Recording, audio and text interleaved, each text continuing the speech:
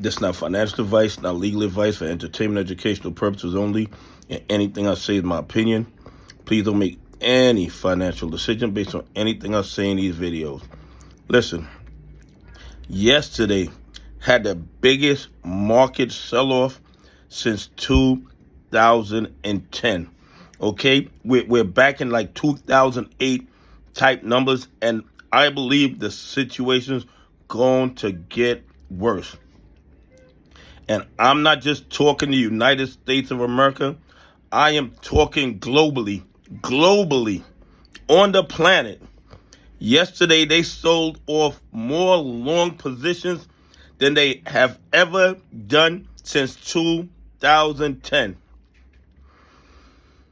And one thing we know, right, is that in order for you to have a transaction, there has to be a buyer and there has to be a seller.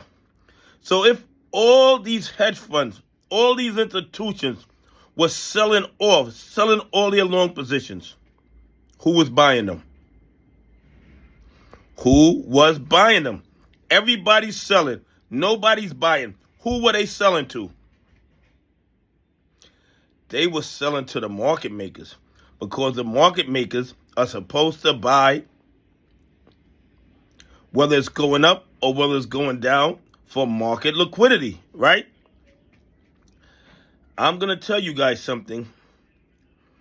Citadel and a whole lot of other market makers have to be in deep trouble right now, because they are kind of forced to buy these shares that nobody wants to buy, and they got to hold on to them, and they had to pay cash for them. Where are they getting this liquidity to pay for all this 2.5 trillion in stock that was sold yesterday? Where are they getting that liquidity from? They don't have it. Citadel and the other market makers are hanging on by their fingernails. And the thing is, Citadel was already in trouble. And how do we know this? They had to sell bonds, which is debt.